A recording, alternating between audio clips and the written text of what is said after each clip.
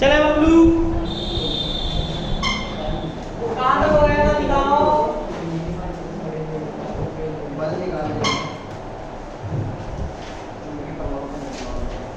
बल ने निकाल लिया था। प्रायोगिक व्यवस्था हो गई थी। लास्ट लाइन क्या थी?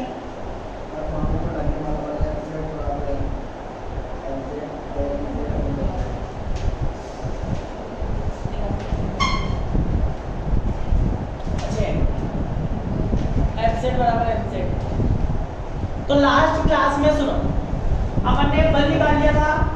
Fz बराबर क्या था बबलू? Mz, और ये क्या था? dBz, डी था delta, del bz upon del z। तो अपन क्या कर रहे हैं? तो भी क्या चल रहा है? परमाणु का चुंबकीय आवेश निकाल रहे हैं। किसका? परमाणु का, मतलब Mz ये निकालना है। ये निकालने के लिए क्या निकालना पड़ेगा? बल। अब बताओ, जब गतिमान होंगे कौन? चांदी के वाष्प के परमाणु गतिमान होंगे तो A बराबर क्या होता है? M में कौन सी दिशा की बात कर रहे हैं? Z दिशा, मतलब Fz Az।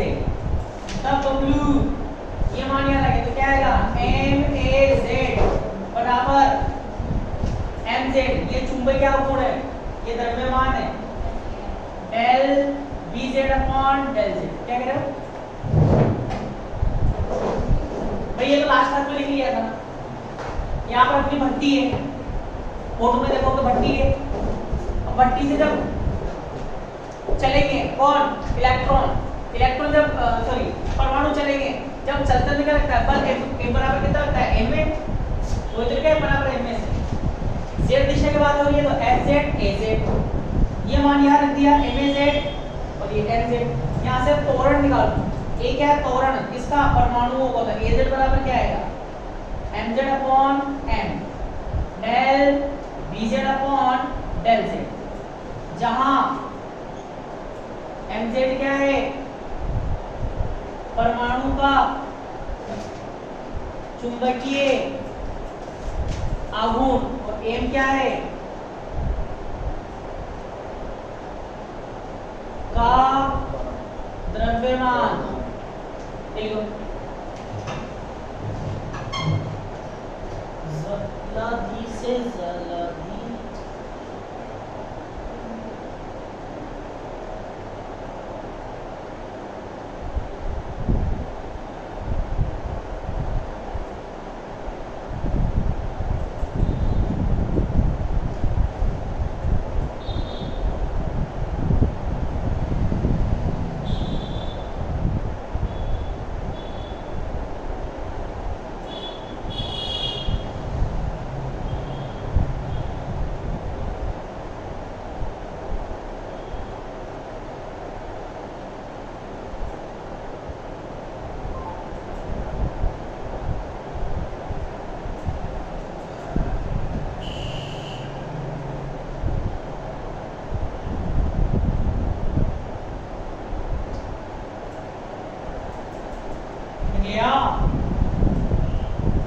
तब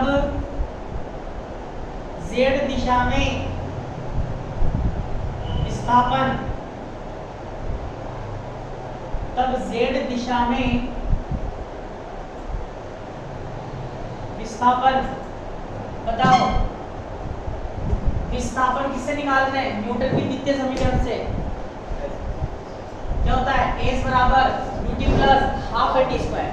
z दिशा की बात हुई तो z बराबर ut, प्रारंभिक वेग कितना था? 0 प्लस हाफ at स्क्वायर, मतलब az t स्क्वायर। तो बताओ az का मान रख दो, z बराबर हाफ, az का मान क्या है? mz अपॉन m, और w del bz upon del z, और ये t स्क्वायर। ठीक है, यदि असमान चुंबकीय क्षेत्र में, असमान चुंबकीय क्षेत्र में परमाणु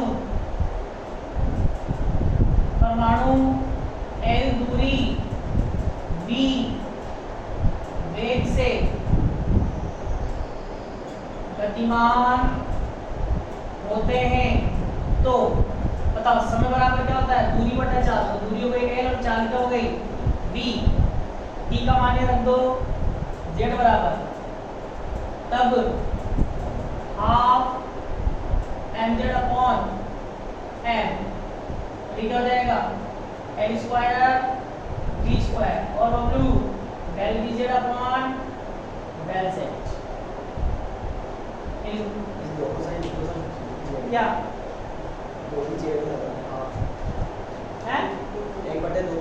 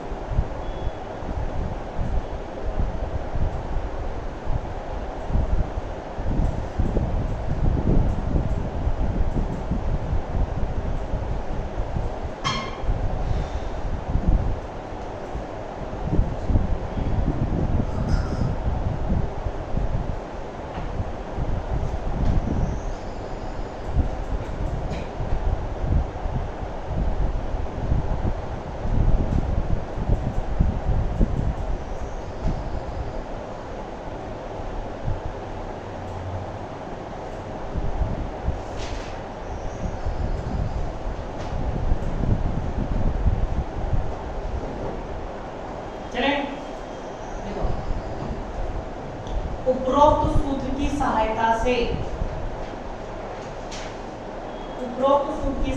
से परमाणु का z दिशा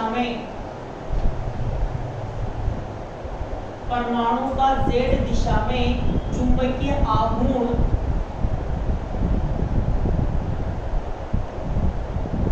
ज्ञात किया जा सकता है।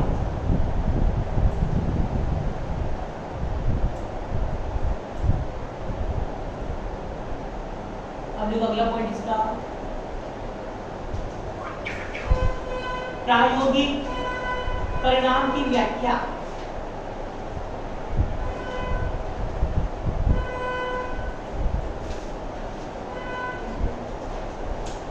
प्रायोगिक परिणाम की व्याख्या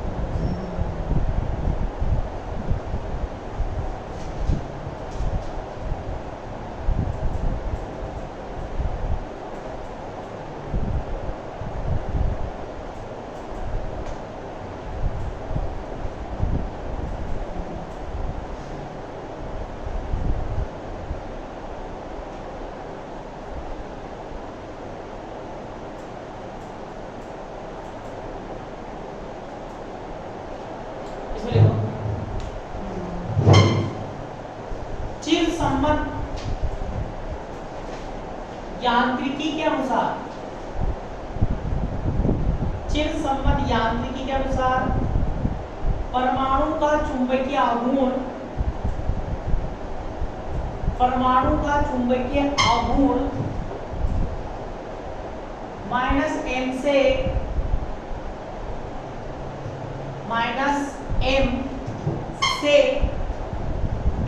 +m के बीच कुछ भी हो सकता है, कुछ भी हो सकता है। अतः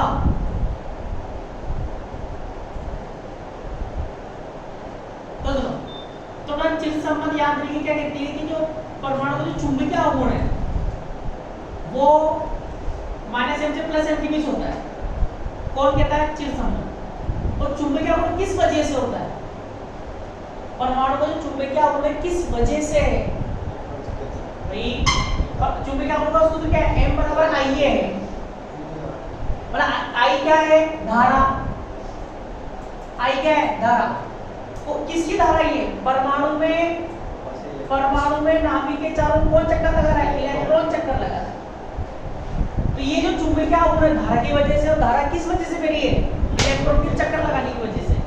तो इलेक्ट्रॉन चक्कर लगा रहा है मतलब इलेक्ट्रॉन की कक्षीय गति कर। तो चिर संबंध तो क्या मानती थी? चिर संबंध ये मानती थी कि भाई इलेक्ट्रॉन सिर्फ कक्षीय गति करता है। तो कक्षीय गति करता है तो चुंबकीय आघूर्ण m मतलब चुंबकीय आघूर्ण -m से +m के बीच कुछ भी हो सकता है। ठीक है। तो चिर संबंध के अनुसार जो परमाणुओं का जो वितरण है प्रैक्टिकली वो ऐसा होना चाहिए था। ठीक है। पर प्रैक्टिकली क्या देखा गया? ऐसा ना होगा कि ऐसा है, ऐसा होता है। मोटी मोटी दो लाइनें बनती है। ठीक है। तो जो स्टर्न और गार्टलैंड ने क्या सोचा, क्या चिर संबंध अगर सही होता तो परमाणुओं का वितरण किस प्रकार होना चाहिए, और इस प्रकार का होकर इस प्रकार है। इसका मतलब वो सिर्फ क्या मानते थे कि कक्षीय गति करता है, नाभिक के चारों इलेक्ट्रॉन कौन सी गति करता है? कक्षीय गति। अगर इलेक्ट्रॉन सिर्फ कक्षीय गति ही करता तो ऐसा चित्र आना चाहिए था फोटोग्राफिक प्लेट पर ऐसा ना आकर ऐसा आया। इसका मतलब इलेक्ट्रॉन की गति के साथ एक गति और है, जिसको बाद में गाउस-स्मिथ और रोलन ने क्या बताया कि इसके आने का कारण क्या है? इलेक्ट्रॉन कक्षीय गति के साथ साथ कौन सी गति करता है? चक्रणीय गति। अगर सिर्फ कक्षीय गति करता तो ये आता, ये ना आकर प्रैक्टिकली ऐसा स्वरूप देखने को मिला। इसका मतलब इलेक्ट्रॉन की गति में, चुंबकीय आघूर्ण में कक्षीय गति का तो योगदान होता ही है, साथ में एक गति का और योगदान होता है। तो क्या नाम दिया गया? चक्रण गति। क्या लिखा? -m से +m के बीच कुछ भी हो सकता है। अतः चांदी के परमाणुओं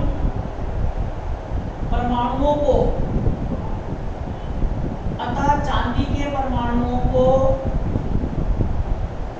फोटोग्राफिक प्लेट पर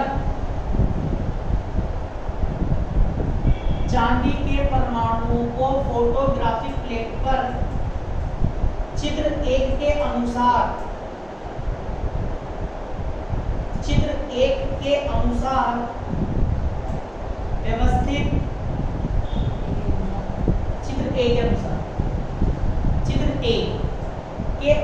व्यवस्थित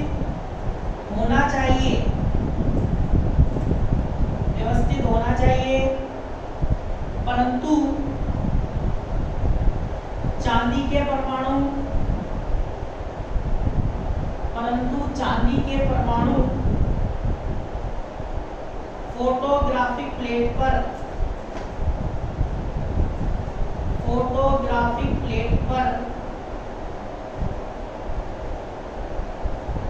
दो मोटी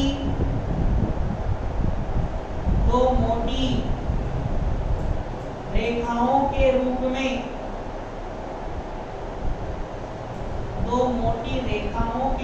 में जमा हो जाते हैं।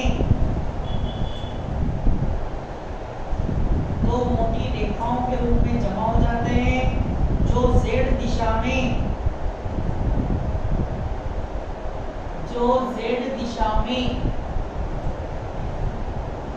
चुंबकीय आघूर्ण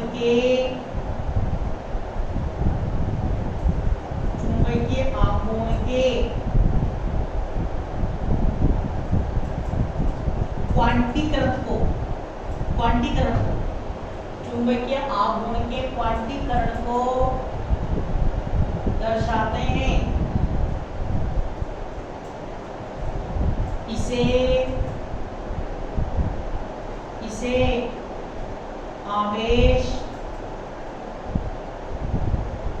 आवेश क्वांटीकरण भी कहते हैं।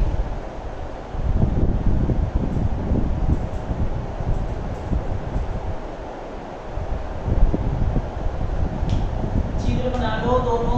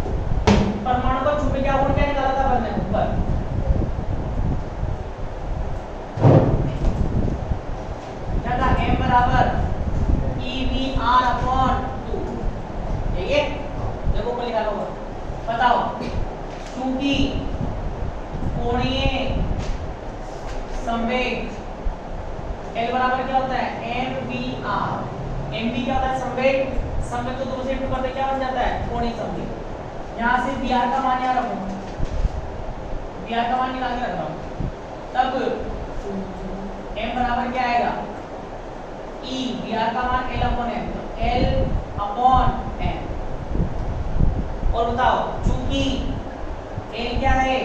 कोणीय संवेग। बताओ कक्षीय गति का कोणीय संवेग क्या होता है? ml h cross. First level लिखा है कई बार, यहाँ मान रख रहा हूँ। तब m बराबर क्या आएगा? E small m ml h cross upon 2m, जहाँ ml के मान -l कोमा -l+1 से l-1 कोमा +l के बीच होते हैं और कुल मान 12+1 प्राप्त होता है। अब बताओ चूंकि प्रयोग में कितनी रेखा मिल रही है? चूंकि प्रयोग में 2 रेखाएं प्राप्त होती हैं, तो इसका मतलब क्या हुआ? ml के जो कुल मान है, कुल मान कितने आ रहे हैं? 2। तो क्या करेंगे? 12+1 मतलब कुल मान को किसके बराबर कर देंगे? 2 के। 2l बराबर क्या आ जाएगा? 1। l बराबर क्या आएगा? 1/2। चलिए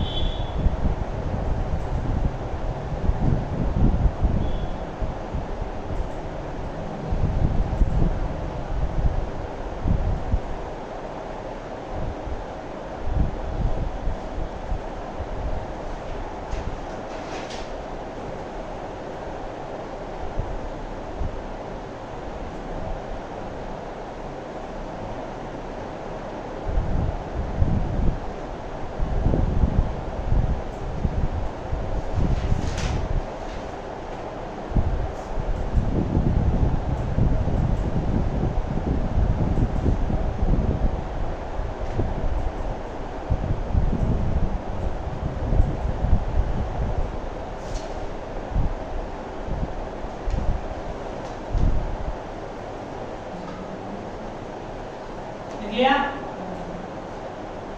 हम लोग मतलब a का मान कितना आया 1/2 क्या संभव है क्या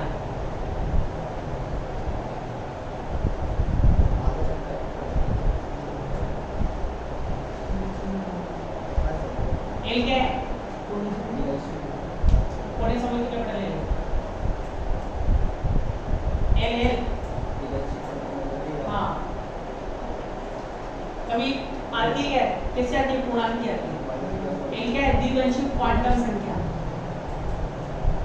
एल क्या है द्विवंशी क्वांटम संख्या किसमें रहती है पूर्णांक की रहती है और यहाँ कितना 1/2 क्यों क्योंकि ये अपन ने कक्षीय गति मानकर किया कौन सी गति कक्षीय गति तो कक्षीय गति के लिए 1/2 आ रहा है इसका मतलब ये संभव नहीं है इसका मतलब यहाँ पर कुछ ना कुछ गड़बड़ है चलिए जो कि असंभव है इस प्रकार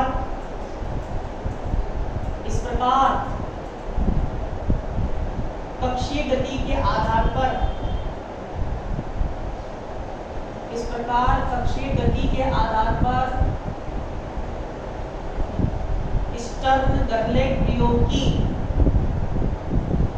स्टर्न-गरलैक प्रयोग के परिणामों की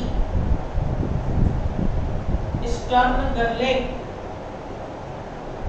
प्रयोग के परिणामों की व्याख्या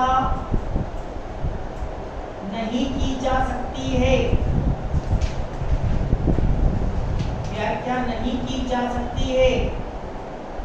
अतः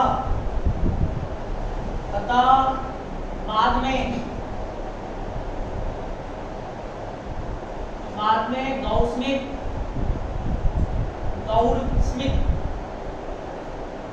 और उलेनबेक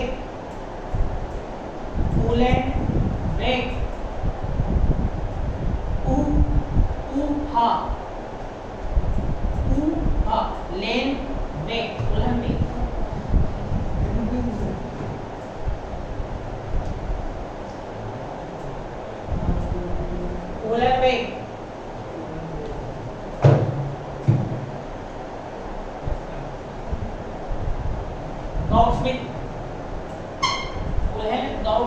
और उलेनबेक ने चक्रण गति की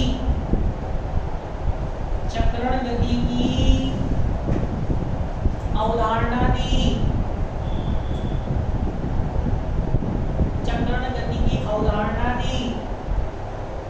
इलेक्ट्रॉन की चक्रण गति के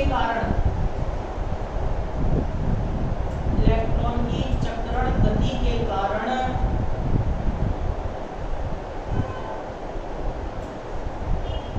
चुंबकीय आघूर्ण निम्न सूत्र द्वारा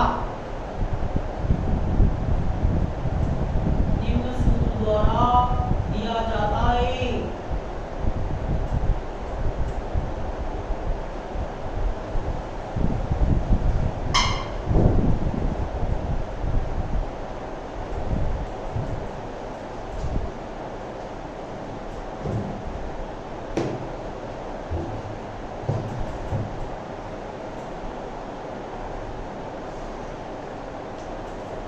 माइनस का GS mu s S vector H cross कहाँ से आया यहाँ से बताओ चुंबकीय आघूर्ण क्या होता है m बराबर सदिश रूप में लिखूंगा तो m वेक्टर माइनस का E/2 है L क्या है कोणीय संवेग कौन सी गति का कक्षीय गति का अगर इसको चक्रण गति के लिए लिखेंगे तो क्या लिखेंगे S वेक्टर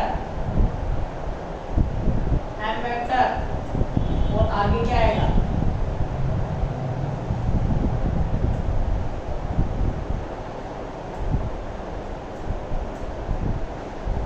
टू और ये GS होता है लांबे का विभाजन गुणांक, मतलब इसी से बनाते हैं इसको। E/2m तो है ही सही, E/2m। एज का यहाँ पर कोणीय संवेग, उत्कर्षी गति का, क्या बन जाएगा, चक्रण गति का। GS लांबे का विभाजन गुणांक है जो दोनों गति को दर्शाता है। 2 इसलिए लगा रहे हैं क्योंकि यहाँ पर दो प्रकार की गति होगी, तो बताओ। और यहाँ पर एज क्रॉस से ऊपर नीचे इंटू करें, GS क्या होगा 2E H cross upon 2M और S vector upon H cross. M vector बराबर क्या आएगा, GS, ये सब कांस्टेंट है, क्या मान लेते हैं, μS, S vector upon H cross. अब यहाँ भी चूंकि S वेक्टर का मान होता है MS और H क्रॉस, तब चक्रण गति का, स्पिन गति का चूंकि क्या होगा, माइनस का GS, ये मान लिया रखो H क्रॉस से H क्रॉस कट जाएगा, क्या आएगा, μS और MS। फिर वही जहां MS के मान minus S comma minus S plus 1 से लेकर S minus 1 coma plus S के बीच होते हैं और कुल